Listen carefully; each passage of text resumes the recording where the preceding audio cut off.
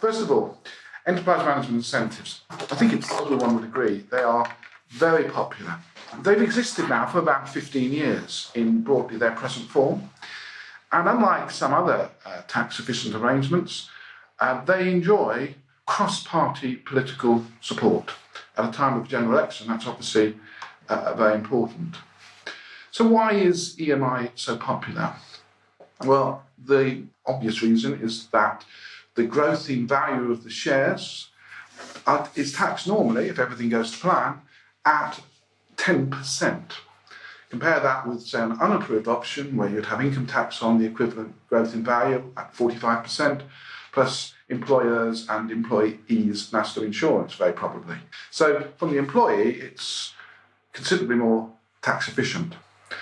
There's no tax on the grant of the EMI option or the exercise of that option. Tax normally only kicks in when there are proceeds from the sale of the ultimate shares. Furthermore, the company can directly benefit as well, because that growth in value can be claimed as a deduction against your corporation tax income, effectively giving, if you're paying tax at, say, 20%, effectively a 20% tax relief for the company.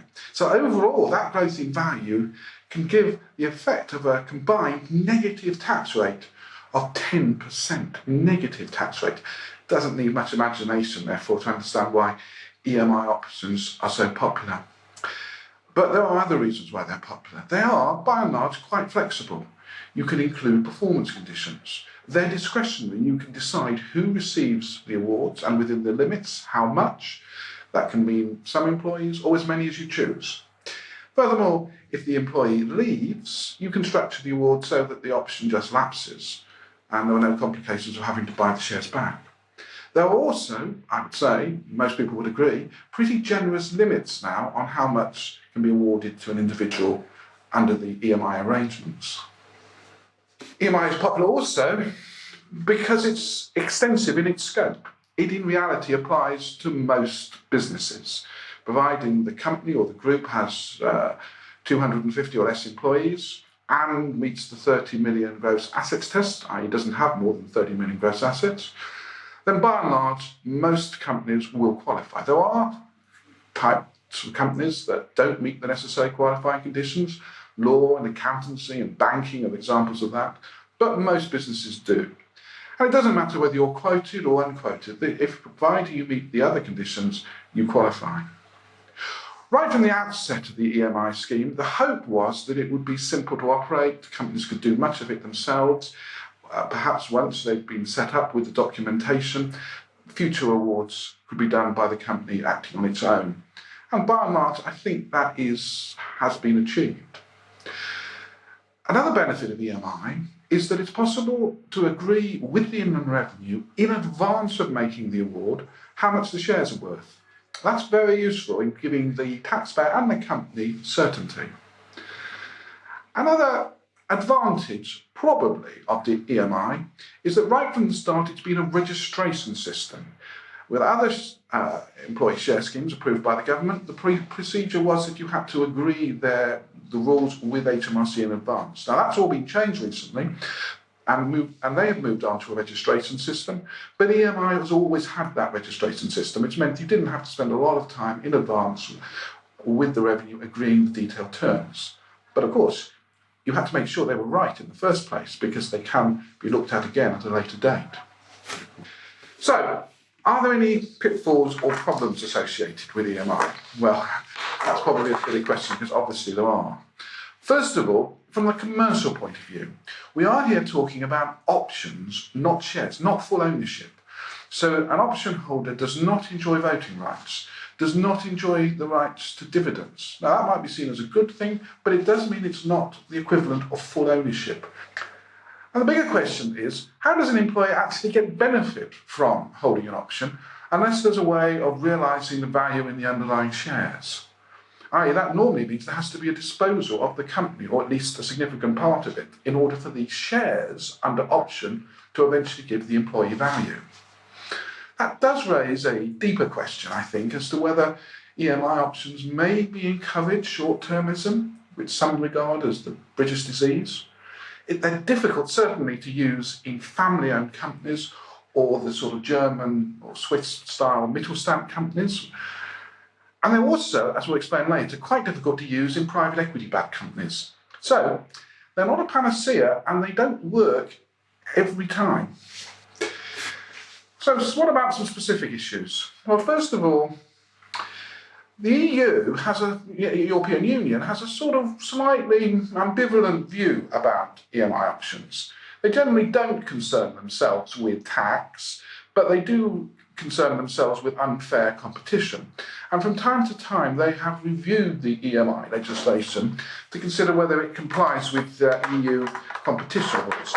Their conclusion has been that it does, but they have put pressure on the UK government to maintain what is effectively a 10-year limit on the life of EMI options.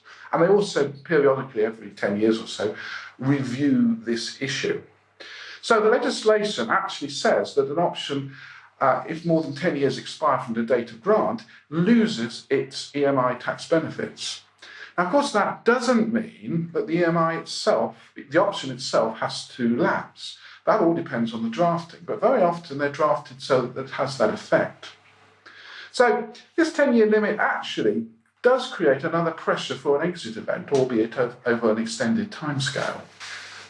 A big issue with EMI is the independence test. Basically, the rules say the company over which the EMI options are granted cannot be controlled by another corporate body, normally a company. Now, what that actually does is it means you can't set EMI options over subsidiary companies.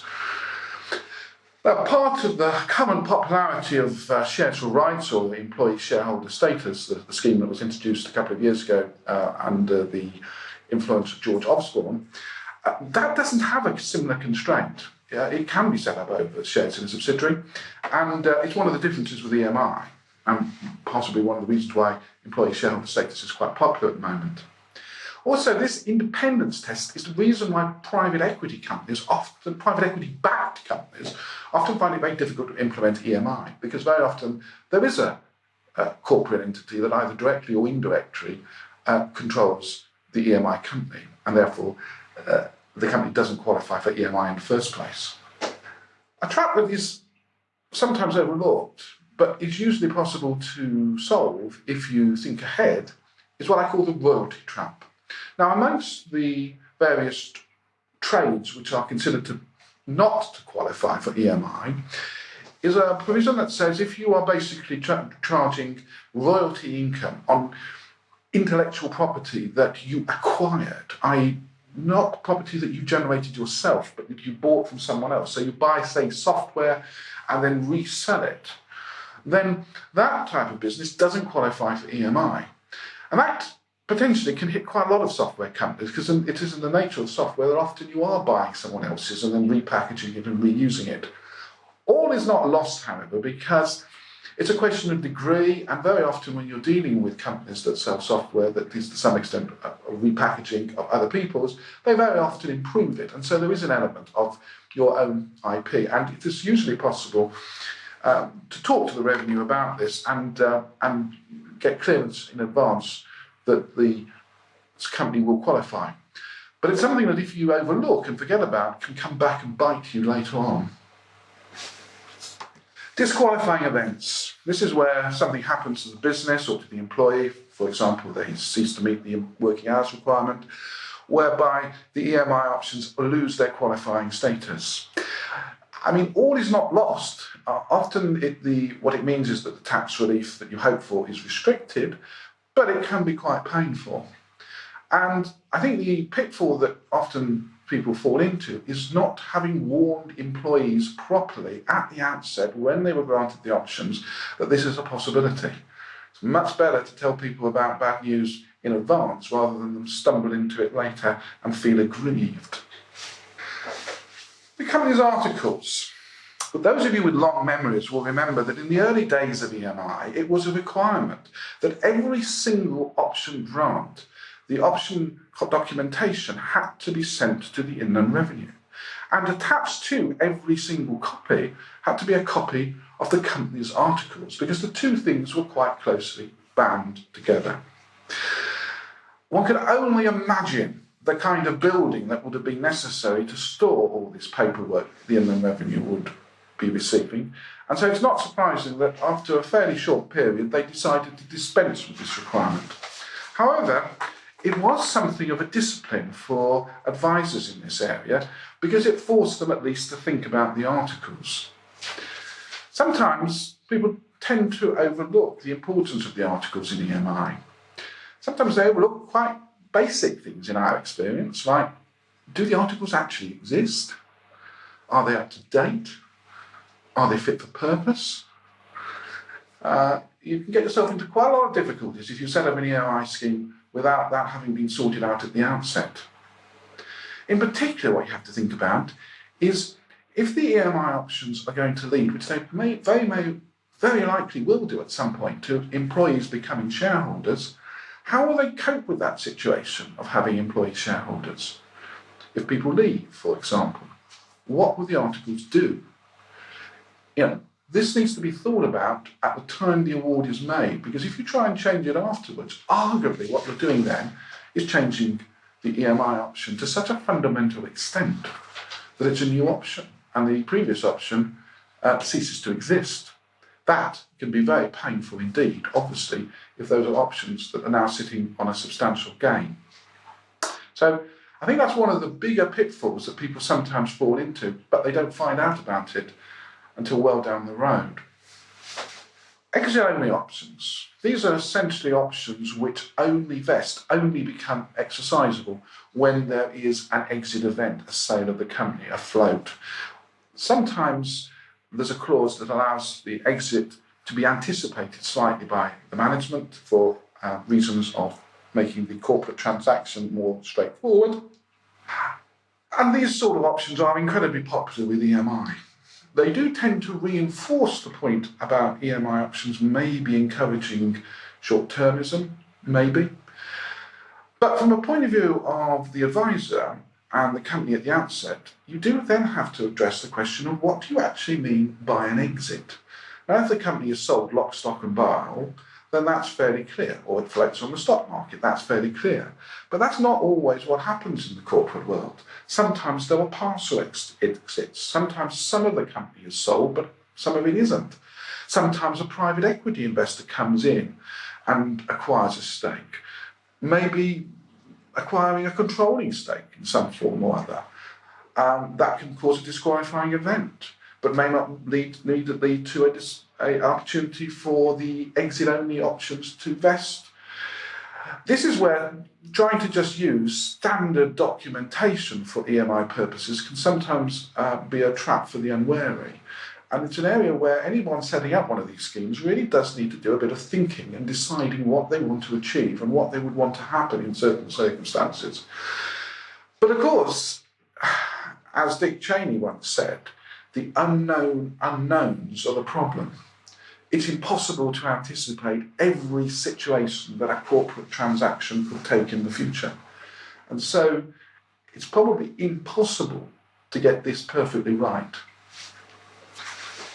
Valuation. I've mentioned earlier that one of the benefits of EMI is that the Inland Revenue are willing to agree the valuation of the company's shares before the award is actually made.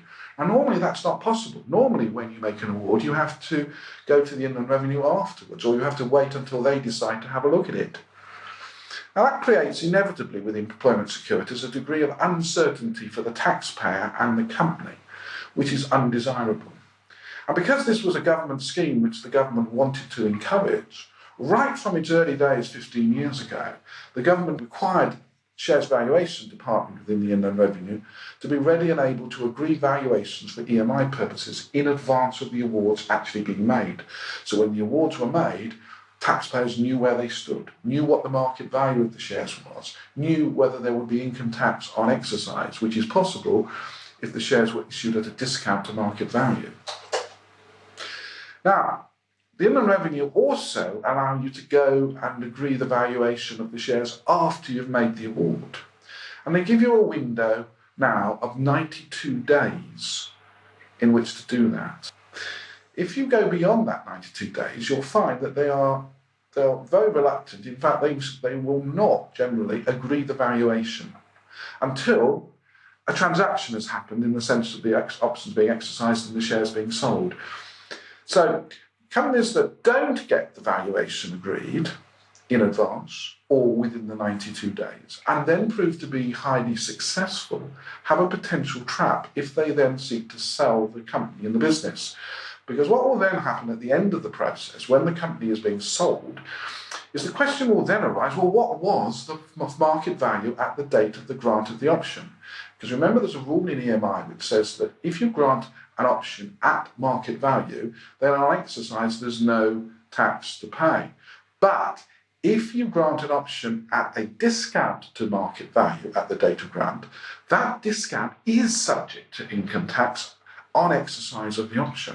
And it's very likely subject to PAYE and national insurance as well. So in a situation of an acquisition by another party, the other party can start to get quite concerned here, because if they will say, well, am I taking on a PAYE liability on the exercise of these options on this discount? We don't know what that discount is because the valuation hasn't been agreed. Now, it used to be the case that sometimes the revenue would allow in those circumstances a valuation to be agreed prior to the deal, but they're proving much more reluctant to do that now. So this is a very important reason, I think, why, if you can, and if your client's willing to do it, you should seek to get the valuation agreed in advance, or if not in advance, within that 92 window after grant. These valuations that the Inland Revenue do for EMI purposes, they now adopt what one can call a risk-based approach.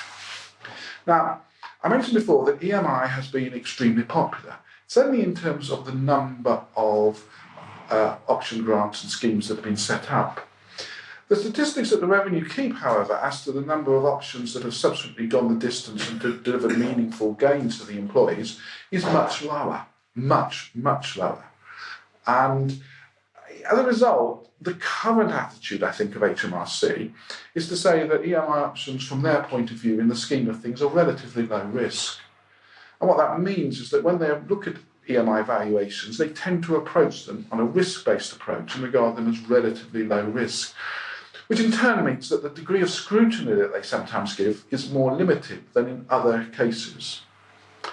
What they then say, of course, in their letter when they agree valuations is to say, actually, this valuation has been agreed solely for EMI purposes and can't be relied on for any other tax purposes. Well, is that valid? Well, that's debatable, to say the least, but I think anyone who wants to rely on an EMI option valuation for another tax purposes needs to proceed with some caution. Filing of EMI options is an interesting problem at the moment. The rule is that you've got 92 days from the date of the grant of the option to file the EMI option with the Revenue, to register it. And if you fail to do so, you still have an option, but it doesn't qualify for all the EMI tax benefits. Our experience is that the Inland Revenue has been pretty rigid in enforcing this 92-day rule. And we've only had the experience of a couple of occasions where excuses for late filing have been accepted. And I have to say, those excuses were pretty extreme circumstances. Now, it used to be the case that you had to file your EMI award by paper. You used to send them down in the post, or some people, if they'd forgotten about it, couriered it down. Now, that system has changed now to a form of electronic filing. It should be easier, shouldn't it? I'd be very interested to know what other people's experiences of this have been. There's an opportunity with the webinar, if you wish to ask questions, but you can also online make responses at this point. And I would like actually to ask people a question now, if I may. What we find is that it's actually quite hard for the share advisor agent to do the filing for EMI options on behalf of their client. So it actually often ends up being the client that has to do the filing. And our experience is that clients are finding this quite hard. they're struggling with the process, even when we take it through them step by step. And sometimes the very act of filing and registering seems to trigger off within their whole PAY registration online system and data unexpected other changes. So it seems to us to be quite a difficult and fragile experience at the moment. Maybe we've been unlucky. Maybe our clients just have been unlucky. But I'd be interested to know if anyone else has had similar experiences recently with difficulties with EMI filing. I think one of the things that often intrigues me is just how many people have actually lost the benefit of EMI options by default by simply overlooking the filing requirement. We used to, as a matter of course, do it for our clients because this seemed to happen, or at least we heard of it happening so many times. But as I said, with the electronic filing, that's not so easy now for us to deal with. So I think a sort of new pitfall has emerged. Another thing that is sometimes a cause of surprise is the share buyback rules. Everybody thinks grant EMI options, sell the shares, tax as capital with Entrepreneurs Relief at 10% if all the conditions are met. Well, not always, because sometimes if the process whereby the employee sells the shares that they receive as a result of exercising the options is a buyback of the shares by the company, then the rules on buyback of company shares kick in and actually override the EMI rules. Now, what that can mean is that in many circumstances, that growth in value actually is taxed as income again, not as capital, and you lose the EMI benefits that we talked about earlier. This can come as quite an unpleasant surprise to people. Ironically, one of the advantages of shares for rights, the employee shareholder status we mentioned earlier, is that they thought about this in the legislation, and there's a special provision to the effect that these share buyback rules do not count. So if you have ESS shares bought back by the company, you're not caught by this potential income tax charge in the way that you can be for EMI. That does seem a bit unfair, and it would be nice if government or Chancellor actually reformed that point, because it does seem to detract from the validity of EMI. There are solutions. Set up an EBT to buy back the shares, but that involves extra cost and expense and delay. And it really, a more straightforward solution of allowing the share buyback to work effectively would be better. Another pitfall can be the loss of entrepreneurs' relief through loss of the status that permits entrepreneurs' relief. An extreme example might be the company losing its trading status and flipping over into being an investment company at the time the options are exercised.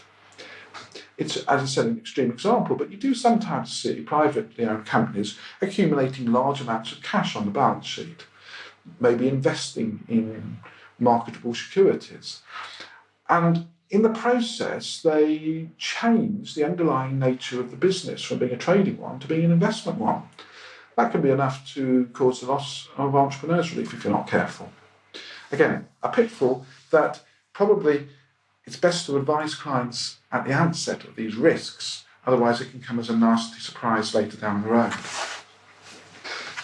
Another area where there can be unexpected consequences is gross assets. Remember what I said, that there's a requirement that the gross assets of the company, or if it's a group, the group's gross assets must not exceed £30 million in order for the award of EMI options at the date of grant to qualify. It doesn't matter if later on in the life of the option the limit is exceeded. It's a snapshot that's taken at the time of the date of grant. Now, there's an interesting point where you are dealing with a group of companies, because you might think you look at the gross assets in the group consolidated accounts. But that's not what the legislation actually says. The legislation says that you should aggregate the companies making up the group and eliminate intergroup amounts. Now, in most circumstances, that amounts to something very similar to the consolidated accounts. But one area where it doesn't equate to the consolidated numbers, is where a company has made the purchase of another corporate vehicle, a company acquisition. And in that case, the fair value of any intellectual property or goodwill contained within that company's balance sheet has not actually been recognised in its historical accounts. Actually, when you do an aggregation, falls out of the numbers for gross assets. This is the reason why some companies that appear to have gross assets on a consolidated basis above 30 million can actually qualify. But there's a trap here, which people don't always realise. Very often, companies think it's a nice idea to reorganise the group, tidy up the structure, move assets around, so that you end up with all the assets in one company rather than have a series of subsidiaries. Very often happens in practice. Someone thinks that's a good idea from a corporate tax planning point of view. Notice what that means. It means that intellectual property and goodwill is transferred from the original company that it sat in to another company within the group.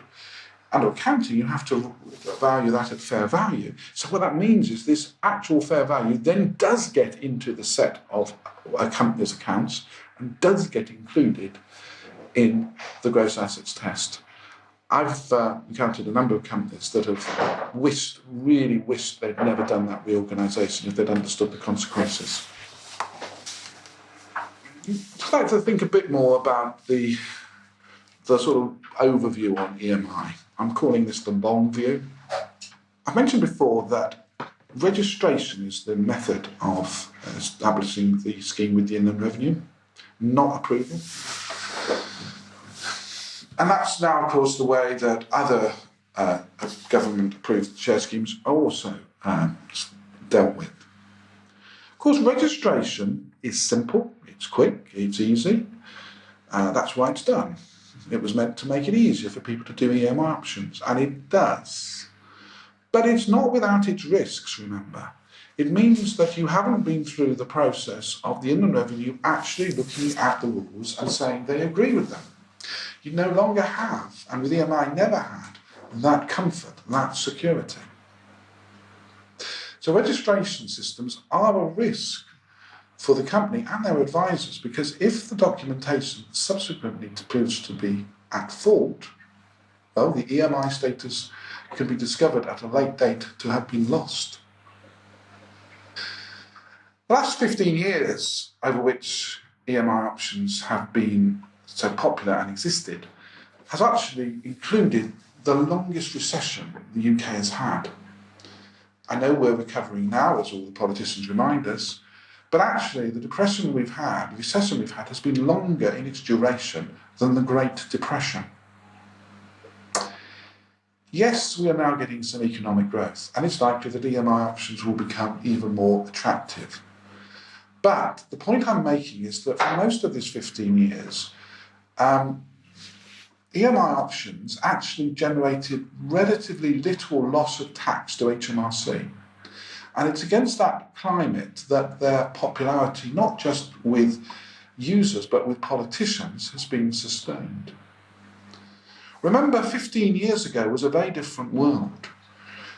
EMI was introduced in an era of very strong, growing tax revenues, where the government was relaxed about foregoing tax on EMI. In fact, improved EMI by giving this, some would say extraordinary, a tax relief on the corporation tax for the employee as well, to give them effectively a negative -10 tax percent rate. We're in a very different world now. We're in a world of large government deficits. Maybe they've declined a bit, but they remain. The concern remains that we have now moved into an era of structural deficits, where the pressure to generate tax revenues from wherever possible is going to grow. We see this every day with the way the politicians campaign about dealing with tax avoidance and make claims about the amount of additional tax they can raise by introducing new rules and procedures and tightening up generally. Is it possible that EMI, despite their popularity, will have to prove again that they really do create growth in order to survive and avoid the challenge from the politicians and the taxman in the future? Hopefully they will. Hopefully they will be able to demonstrate that they contribute to growth, which is so important. But let's not forget that the last 15 years has not been a completely smooth ride with EMI. EMI rules have been changed with quite harmful effects during that period. Remember, in 2008, the CGT rates were changed and were changed again in 2010. And during that period, the climate for EMI was much more hostile than it is today. Fortunately, there was an extension eventually agreed for the entrepreneurs' relief to apply to EMI, but it took a number of years before that was really put into a satisfactory, from our point of view, form. So, I think from the question that we need to consider a little bit is how robust and how long-term is the EMI? It may be that it's not just the EU who will one day ask questions, which at this point leads us to really to wind up today's event. If you have any questions, please email them. We'll certainly try to answer them by return. If you have any experiences of clients who have found it difficult to register their EMI options recently with the new online filing, we'd be very interested to hear about that. And can I also just mention something else before we finish? We've recently launched a service for advisors and companies engaged with share schemes, which we call Share Schemes at a Glance. It's not intended to be a summary of all of the detailed rules, but it's a place where you can go to find out about all those little rules and numbers. You know, is it 92 days you've got to file the EMI or a different period? All those little numbers and records that you no matter for EMI, for share schemes generally, not just EMI. In Share Schemes at a Glance on the Pett Franklin website, you'll be able to find that information literally at a glance. I'd encourage you to go and have a look at it, and we welcome really any comments or suggestions from you as to how it might be improved. Once again, thank you for listening, if you have been, and I hope you found this morning interesting. And as I said, if you have any further questions or comments to make, please do email to us. Thank you.